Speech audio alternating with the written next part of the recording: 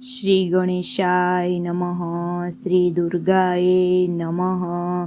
શ્રી દ્વાદશ અધ્યાય 12મો અધ્યાય દેવી ચરિત્રનો પાઠનું મહાત્મ્ય. ધ્યાન.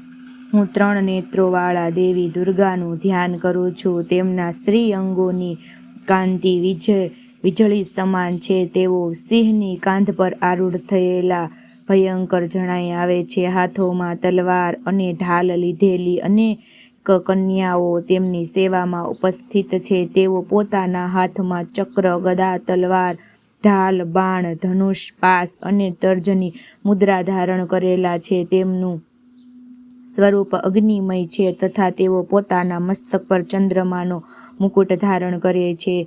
ઓમ દેવી બોલ્યા, હે દેવતાઓ, જે એકાગ્ર ચિત્ત થઈને દરરોજ આ સ્તુતિઓથી મારું સ્તવન કરશે તેના સઘળા વિઘ્નોને હું નિશ્ચિતપણે જ દૂર કરી દઈશ. જેઓ મધુ અને કેટભનો નાશ, મહિષાસુરનો વધ તથા શુંભ અને નિશુંભના સંહારના પ્રસંગોનો પાઠ કરશે તથા 8મ, 14 અને 9મી તિથિએ પણ જેઓ એકાગ્રચિત્ત થઈને ભક્તિપૂર્વક મારા ઉત્તમ મહાત્મ્યનું શ્રવણ કરશે તેમને કોઈ પણ પાપ સ્પર્શી શકશે નહીં. તેમના પર પાપજનિત આપત્તિઓ પણ આવશે નહીં. તેમના ઘરમાં ક્યારેય દરિદ્રતા હશે નહીં તથા તેમણે ક્યારેય પ્રેમીજનોના વિયોગનું દુઃખ પણ ભોગવવું પડશે નહીં. એટલું જ નહીં, તેમણે શત્રુઓ, લૂંટારાઓ, રાજા, અસ્ત્ર, આગ, જળરાશિ વગેરે તરફથી કોઈ ભય પણ ક્યારેય થશે નહીં. તેથી સૌએ એકાગ્રચિત્ત થઈને ભક્તિપૂર્વક મારા આ મહાત્મ્યને હંમેશા વાંચવું અને સાંભળવું જોઈએ.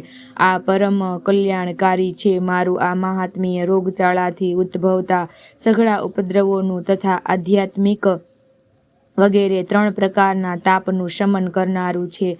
મારા જે મંદિરમાં દરરોજ વિધિપૂર્વક મારા આ મહાત્મ્યનો પાઠ કરવામાં આવે છે તથા તે સ્થાનને હું ક્યારેયથી ત્યજતી નથી અને ત્યાં સદૈવ મારું સાનિધ્ય રહેતું હોય છે. બલિદાન, પૂજા, હોમ અને મહોત્સવના અવસરો પર મારા આ ચરિત્રનો પૂરેપૂરો પાઠ કરવો જોઈએ તથા તેનું શ્રવણ કરવું જોઈએ. આમ કરવાથી મનુષ્ય વિધિને જાણીને તથા જાણ્યા વિના પણ મારે માટે જે બલિ, પૂજા, હોમ વગેરે કરશે તેને હું અત્યંત પ્રસન્નતાપૂર્વક ગ્રહણ કરીશ.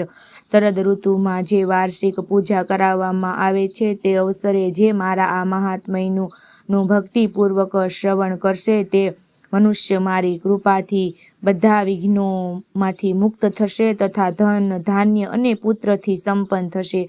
એમાં લેશ પણ શંકા નથી. મારા આ મહાત્મ્યને, મારા પ્રાદુર્ભાવની સુંદર કથાઓને તથા યુદ્ધમાં કરાયેલા મારા પરાક્રમોને સાંભળવાથી મનુષ્ય નિર્ભય થઈ જાય છે. મારા મહાત્મ્યનું શ્રવણ કરનાર મનુષ્યોના શત્રુઓ નષ્ટ થઈ જાય છે. તેમને કલ્યાણ પ્રાપ્ત થશે તથા તેમનું કુળ આનંદિત રહેશે. સર્વત્ર શાંતિ. કર્મ કરતી વખતે ખરાબ સ્વપ્નો આવે ત્યારે તથા ગ્રહજનિત ભયંકર પીડા ઊભી થાય ત્યારે મારું મહાત્મ્ય સાંભળવું જોઈએ. એનાથી બધા વિઘ્નોનો તથા ગ્રહજનિત ભયંકર પીડાઓનું શમન થઈ જાય છે અને મનુષ્યએ જોયેલા દુઃખદ સ્વપ્નો શુભ સ્વપ્નોમાં પરિવર્તન થઈ જાય છે. બાલ ગ્રહોથી પીડાતા બાળકો માટે આ મહાત્મ્ય શાંતિકારક છે તથા મનુષ્યના સંગઠનમાં કુસંપ થાય ત્યારે સારી રીતે મિત્રતા કરાવનારું થાય છે. આ મહાત્મ્ય સમસ્ત દુરાચારીઓના બળનો નાશ કરનારું છે. આનો પાઠ કરવા માત્રથી જ રાક્ષસો, ભૂતો અને પિશાચોનો નાશ થઈ જાય છે. મારું આ બધું મહાત્મ્ય મારા સામીપ્યની પ્રાપ્તિ કરાવનારું છે. પત્ર, પુષ્પ, અર્ઘ્ય, ધૂપ, દીપ, ગંધ વગેરે ઉત્તમ સામગ્રીઓ વડે પૂજા કરવાથી, બ્રાહ્મણોને ભોજન કરાવવાથી, હોમ હવન કરવાથી, દરરોજ અભિષેક કરવાથી, અનેક પ્રકારના અન્ય ભોગો અર્પણ કરવાથી, દાન આપવા વગેરેથી 1 વર્ષ સુધી મારી જે આરાધના કરવામાં આવે છે અને એનાથી મને જેટલી પ્રસન્નતા થાય છે તેટલી પ્રસન્નતા મારા આ ઉત્તમ ચરિત્રનું એકવાર શ્રવણ કરવા માત્રથી જ થઈ જાય છે. આ મહાત્મ્ય શ્રવણ કરવાથી પાપોને હરી લે છે અને આરોગ્ય પ્રદાન કરે છે. મારા પ્રાદુર્ભાવનું કીર્તન સમસ્ત ભૂતોથી રક્ષણ કરે છે તથા મારું યુદ્ધ વિષયક ચરિત્ર દુષ્ટ દૈત્યોનો સંહાર કરનારું છે. આનું શ્રવણ કરવાથી મનુષ્યને શત્રુઓનો ભય રહેતો નથી. દેવતાઓ તમે તથા બ્રહ્મ ઋષિઓએ જે મારી સ્તુતિઓ કરી તથા બ્રહ્માજીને જે સ્તુતિઓ કરી તે બધી જ કલ્યાણકારી બુદ્ધિ આપનારી છે. વનમાં, સૂના માર્ગમાં અથવા દાવાનળમાં ચપડાઈ જવાય ત્યારે, નિર્જન સ્થળમાં લૂંટારાઓના સકંજામાં પડી જવાય ત્યારે, અથવા શત્રુઓ દ્વારા પકડાઈ જવાય ત્યારે, અથવા જંગલમાં સિંહ, વાઘ કે જંગલી હાથીઓ પીછો કરે ત્યારે, ક્રોધ રાજાના આદેશથી વધ સ્થાને કે કારાગૃહમાં લઈ જવાય ત્યારે, અથવા મહાસાગરમાં નાવમાં બેઠા પછી ભારે તોફાનને લીધે નાવ ડગમગવા લાગે ત્યારે, અને અત્યંત ભયંકર યુદ્ધમાં શસ્ત્રોનો મારો થાય ત્યારે, અથવા